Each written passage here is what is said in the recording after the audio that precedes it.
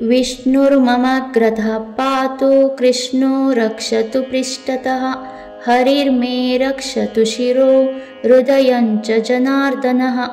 मनो मम ऋषिकेशो जिह्वां रक्षतु केशवः पातु नेत्रे वासुदेवः श्रोत्रे सङ्कर्षणो विभुः प्रद्युम्नः पातु मे घ्राणम् अनिरुद्धस्तु चर्मचः वनमालागलस्यान्तं श्रीवत्सो रक्षताददः पार्श्वं रक्षतु मे चक्रं वामं दैत्यनिवारणं दक्षिणं तु गदादेवी सर्वासुरनिवारिणी उदरं मुसलं पातु पृष्ठं मे पातु लाङ्गलम् ऊर्ध्वं रक्षतु मे शृङ्गं जङ्गे रक्षतु नन्दकः पार्ष्णी रक्षतु शङ्खश्च पद्मं मे चरणाउभौ सर्वकार्यार्थसिद्ध्यर्थं पातु मां गरुडः सदा वराहो रक्षतु जले विषमेषु च वामनः अटव्यां नरसिंहं च सर्वतः पातु केशवः हिरण्यगर्भो भगवान् हिरण्यं मे प्रयश्चतु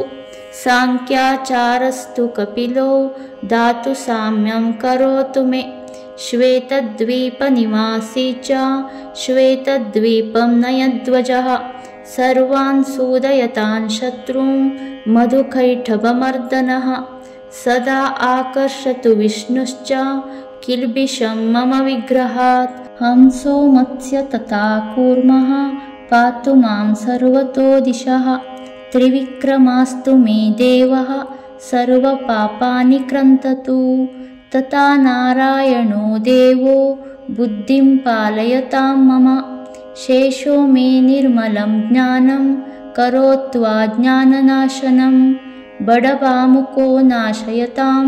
कल्मषं यकृतं मया पद्भ्यां ददातु परमं सुखं मूर्ध्नि मम प्रभुः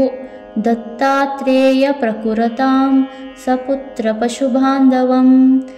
सर्वानरीन् नाशयतु रामः परशुरामः रक्षोघ्नस्तु दाशरथिः पातु नित्यं महाभुजः शत्रुन् हलेन मे हन्यात् रामो यादवनन्दनः प्रलम्बकेशो चाणूरा पूतनाकंसनाशनः कृष्णस्येयो बालभावः समे कामान् प्रयश्चतु अन्धकारं तमोघोरं पुरुषं कृष्णपिङ्गलं पश्यामि भयसन्तस्तः पाशहस्तमिमान्तकं ततोह पुण्डरीकाक्ष अच्युतं शरणं गतः धन्योऽहं निर्भयो नित्यं यस्य मे भगवान् हरिः ध्यात्वा नारायणं देवं सर्वोपद्रवनाशनं वैष्णवं कवचं बद्ध्वा विचरामि महीतरे अप्रदृश्योऽस्मि भूतानां सर्वदेही मयोरहं स्मरणात् देवदेवस्य विष्णोरमिततेजसः हरिः ॐ नमो नारायणाय।